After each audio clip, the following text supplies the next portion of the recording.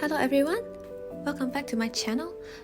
Today we'll be reading Princess Katy and the Silver Pony. This is the last part and I'll be finishing this book in this video.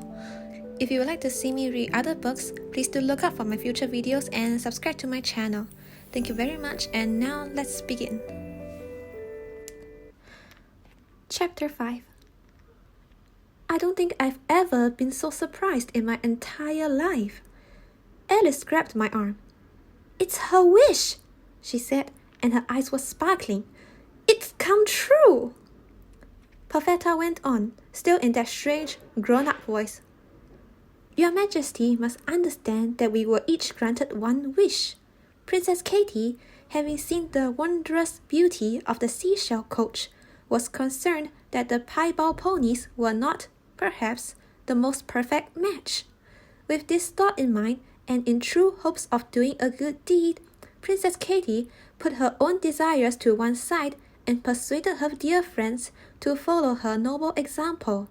And the result, as you can see, is 6 delightful silver ponies."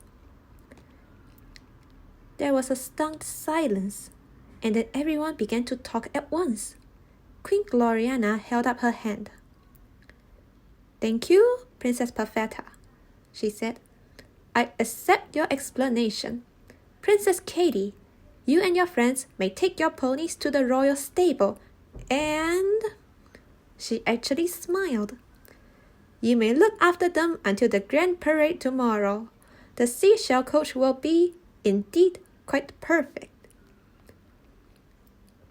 I made my best curtsy ever. "Thank you very much, Your Majesty," I said, and we were just moving towards the ponies. They were standing quite still, as good as gold, when Perfetta made a seriously weird noise.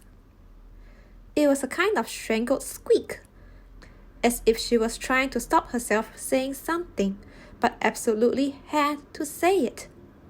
"Your Majesty," she said, or rather, kind of gurgled. "I have one more thing that must be said, for I have a truthful heart." She gulped hard.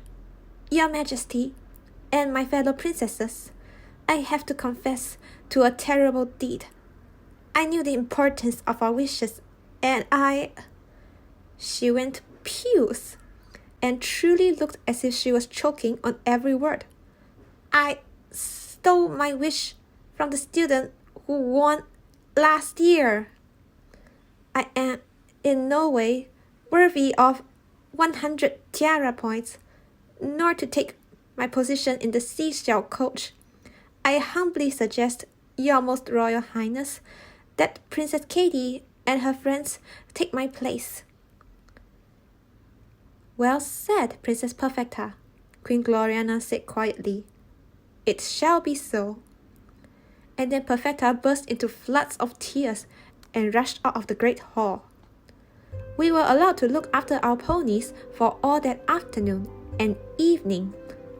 After all the excitement, we were excused from lessons. Fairy G said she had to do some private magic on the wooden floor of the great hall because 6 feisty little ponies had made a terrible mess. But she didn't sound cross. She also asked us if we knew that the wishes only lasted for 24 hours. "Oh, no!" I said. "Does that mean they'll disappear before the parade?" Fairy G chuckled. "We might manage an extension," she said. "Just this once. Queen Gloriana thinks you're right, Katy, and the seashell coach will look splendid. But they'll have to go after that." She saw our unhappy faces and shook her head. "Cheer up! You've each got 100 tiara points. And think about those poor little piebald ponies, not allowed to take part in the parade. They'll be longing for someone to give them a pat and a piece of apple." That made us feel bad. We hurried down to the stable, and they were so sweet. And I'm absolutely truthful, they were even lovelier than our silver ponies because they were so real. The silver ponies were exactly the same, so we could never tell which one was which. But they did look utterly gorgeous the next day. when they came trotting up to collect us for the royal parade, and we all stepped into the seashell coach. Chapter 6. So what was the royal parade like? It was heavenly. Princess Perfetta was still being truthful of heart and full of grace, and she insisted on doing our hair. She was amazing. She even managed to make my hair look princessy. She clipped it with some little glittery star clips of her own, and it looked wonderful. And then she wished us luck. And you'll never guess what happened next. I found myself actually feeling sorry for her. Me, feeling sorry for Princess Perfetta. So I asked her if she'd like to ride in the seashell coach with us. She gave me a gracious smile and said in her funny grown-up voice, "You are a true princess, Princess Katie, but I must decline your most generous offer." So Alice, Emily, Charlotte, Sophia, Daisy and I sat on the white satin cushions with snow-white fur rugs over our knees and rode away in the seashell coach. Down in the drive we went, and away to the town, and there were thousands of people cheering and waving at us. So we smiled and waved back, and smiled some more until our faces were positively hurting. And when we got back to the Princess Academy, we were really tired.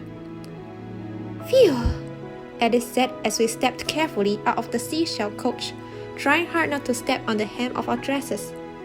"That was fun!" And then, oomph! The 6 silver ponies vanished. So what did we do? Well, we changed out of our silk and satin and velvet gowns, and then we ran down to the stables to tell those piebald ponies all about the parade. And as the littlest pony snuffled her soft, whiskery nose into the palm of my hand, hunting for more apples, I felt like the luckiest princess in the whole wide world. I had 100 extra tiara points, a pony to pet, and, best of all, 6 of the very best friends a princess could have: Sophia, Charlotte, Daisy, Emily, Alice, and you. This is the end of Princess Katie and the Silver Pony. Thank you very much for listening all the way, and if you would like to see me make more videos of bedtime story reading aloud, please do watch out for my future videos. Thank you so much for watching, and I'll see you next time. Bye!